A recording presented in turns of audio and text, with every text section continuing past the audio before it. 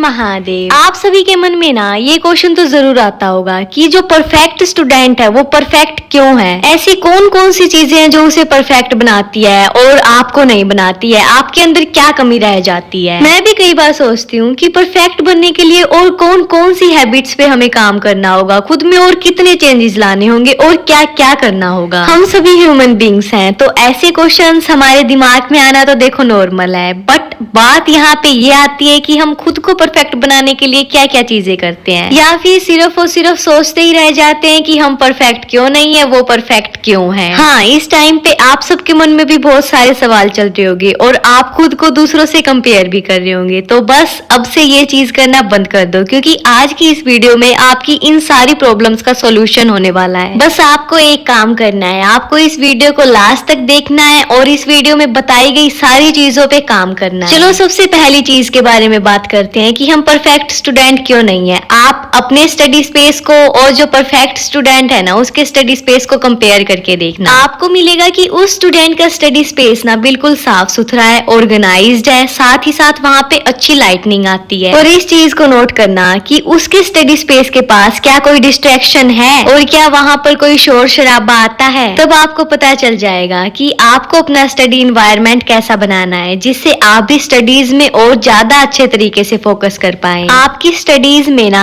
आपका study environment बहुत main role play करता है। अब आपके दिमाग में एक चीज ये भी आती होगी कि मेरे पास भी फोन है, लैपटॉप मेरे पास भी है और परफेक्ट स्टूडेंट के पास भी है, लेकिन हम तो थोड़ी देर के बाद ही इससे डिस्ट्रैक्ट हो जाते हैं और पढ़ना बंद करके इसको यूज करते रहते हैं। लेकिन जो परफेक्ट स्टूडेंट है ना वो कैसे पढ़ लेता है, उसके पास भी तो डिस्ट्रैक्शंस है। चलो मैं बताती हूँ, वो ना अपनी डिस्ट्रैक्शंस का भी वाइसली यूज करता है। आज के टाइम पे ना हमारे पास इतनी सारी एप्लीकेशंस है जिनसे हम अपनी पढ़ाई में हेल्प ले सकते हैं, लेकिन एक मिनट रुक के चेक करके बताना आपके फोन में कितनी एप्लीकेशन है जिससे आप पढ़ाई में हेल्प लेते हैं। और अपने बाद उस परफेक्ट स्टूडेंट की ओर देखना कि वो कौन कौन सी एप्लीकेशंस का यूज करता है। तब आपको सिंपल पता चल जाएगा कि वो अपनी डिस्ट्रैक्शंस को भी अपने काम में लेता है, अपनी ऐप से पढ़ाई करता है और आप उस टाइम पे स्क्रोलिंग करते रह जाते हैं। अपनी डिस्ट्रैक्शन से आप डिस्ट्रैक्ट हो जाते हैं। सिंपल सा एक फॉर्मूला है, अपने फोन में से फालतू की एप्स को रिमूव कर दो और जिनसे आपकी स्टडी में हेल्प हो सकती है उन एप्स को डाउनलोड कर लो और उनको यूज करो। अब ऐसा तो है नहीं, अगर वो परफेक्ट स्टूडेंट है तो वो 24 घंटे पढ़ता है, 24 घंटे तो कोई भी नहीं पढ़ सकता। लेकिन यहाँ पे भी ना वो अपनी स्टडी और अदर एक्टिविटीज में बैलेंस बनाते हुए चलता है। उसको पता है कि उसको ब्रेक लेना जरूरी है, तभी उसका माइंड अच्छे तरीके से वर्क कर पाएगा, तभी वो स्टडीज में कंसंट्रेट कर पाएगा। आपको हर 45 मिनट्स के बाद ना 5 से 10 मिनट का ब्रेक लेना चाहिए, जिससे आपका माइंड रिचार्ज हो जाए। इस टाइम पे आप आराम से छत पे टहल सकते हैं,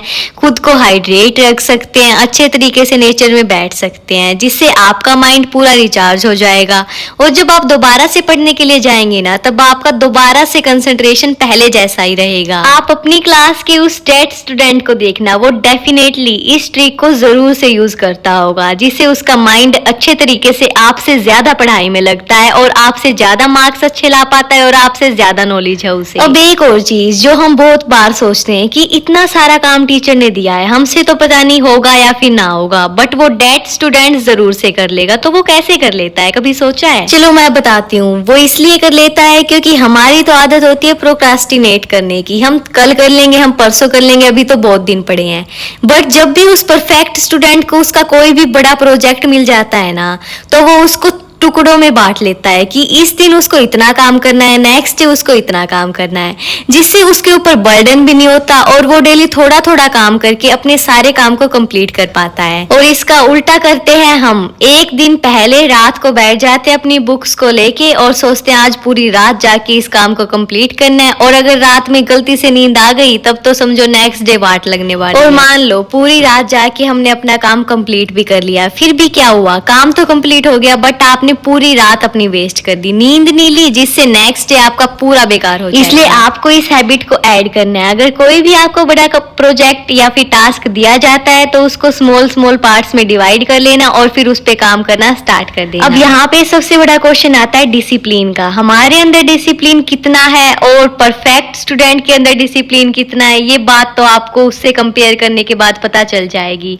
बट वो ऐसा कैसे कर लेता है? वो ऐसा इसलिए कर लेता है क्योंकि वो अपनी डिस्ट्रैक्शंस पे बाउंड्री लगा लेता है। लाइक स्क्रीन टाइम पे एक लिमिट लगा देता है कि इतनी देरी करना है और बाकी सारी चीजों पे भी लिमिट लगा देता है। और स्टूडेंट लाइफ में डिसिप्लिन कितना इंपॉर्टेंट है इस बात को तो आप सभी भी जानते हैं। तो अगर आप भी परफेक्ट बनने की रेस में हो ना तो अपने अंदर सेल्फ डिसिप्लिन बिल्ड करना स्टार्ट कर दो। हर चीज को करने का अपना टाइम होता है। अपना टाइम दूसरी चीजों में वेस्ट करने की बजाय अपनी डिस्ट्रैक्शंस पे बाउंड्री लगाओ, सारी चीजों की लिमिट्स लगा दो। चलो अब इतना तो समझ गए, बट पढ़ते वक्त भी कई बार बहुत सारे डिफिकल्ट टॉपिक्स आ जाते हैं, लेकिन वो भी टॉपर स्टूडेंट अच्छे तरीके से कवर कर लेता है, लेकिन हमसे तो होता ही नहीं है। तो ये किस वजह से होता है? चलो आप लोगों को कुछ टेक्निक्स के बारे में बताती हूँ। हमेशा जरूरी नहीं है कि आप जिस तरीके से पढ़ रहे हो वो सही तरीका है। बहुत सारे डिफिकल्ट टॉपिक्स होते हैं जिनमें आपकी टेक्निक फेल हो जाती है और हम क्या करते हैं, हम उन क्वेश्चंस को छोड़ ही देते हैं। तो डिफिकल्ट टॉपिक्स को टैकल करने के लिए ना आप मनीमोनिक्स का यूज किया करो। इससे आपको उसको ज्यादा देर तक याद रखने में हेल्प भी होगी और वो बहुत आसानी से बहुत जल्दी से याद हो जाएगा। लेकिन क्वेश्चन यहाँ पे उठता है ये कि मनीमोनिक्स होते क्या है? जब हम किसी चीज को रिलेट करके पढ़ते हैं ना, कोई भी ट्रिक लगा देते हैं, लाइक फर्स्ट वर्ड ये है, सेकंड वर्ड ये है, उस हिसाब से कोई अलग सा वर्ड बना देते हैं और उस वर्ड को याद कर लेते हैं।